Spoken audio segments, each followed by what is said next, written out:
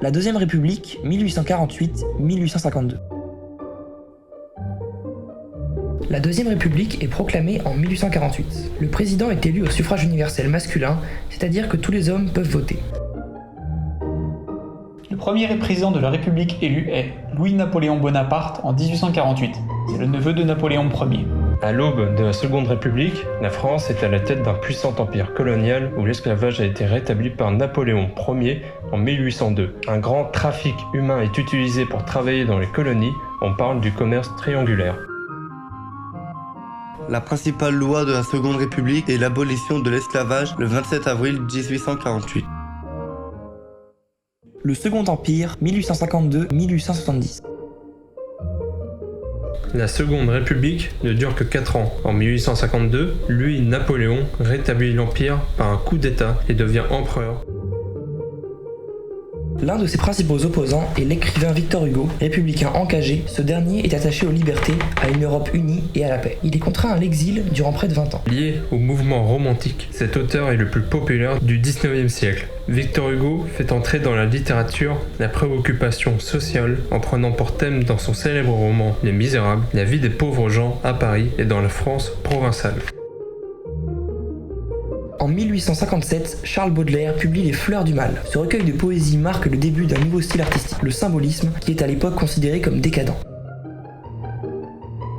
Le Second Empire est principalement marqué par le développement du réseau ferroviaire, qui passe de 3000 km en 1852 à 17 000 km en 1870.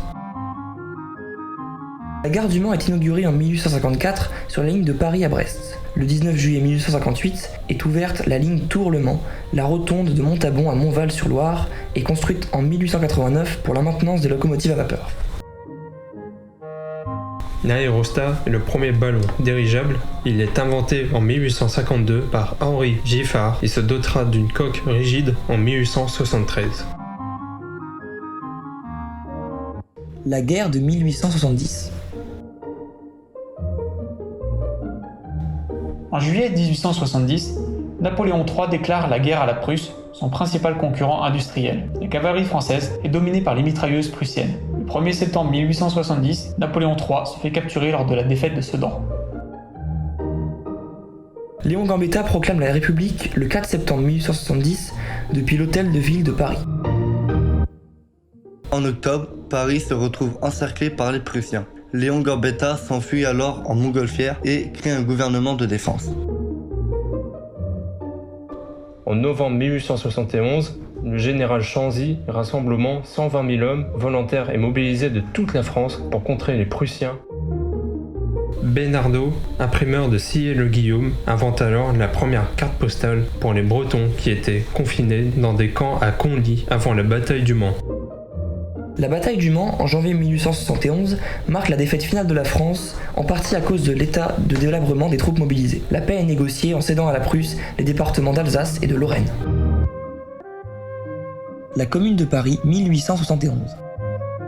À Paris, en mars 1871, une importante insurrection populaire prend le nom de Commune et dénonce la reddition de la France face à la Prusse. Elle prend le pouvoir et instaure un régime indépendant pendant 72 jours. La commune est écrasée durant la semaine sanglante en mai 1871. On estime le bilan à 20 000 morts, de nombreux prisonniers sont déportés. Les grandes figures de ce mouvement est l'institutrice et militante anarchiste Louise Michel. La deuxième révolution industrielle. L'édition se développe par l'invention de la machine rotative par l'américain William A. Bullock en 1865. Partout en Occident, la presse nationale et locale se développe avec un grand succès populaire. Le premier téléphone est inventé en 1860 par Johann Philips Reis pour transmettre à distance les sons et la voix grâce à un courant électrique. Mais le brevet de cette invention sera attribué à Graham Bell en 1876 sous le nom de vibraphone. En ce qui concerne l'image animée, Louis Lumière invente le cinématographe en 1895. Il a été un des pionniers de la réalisation. La première séance publique de cinéma a lieu le samedi 28 décembre 1895 par les frères Lumière, dans le sous-sol du Grand Café à Paris.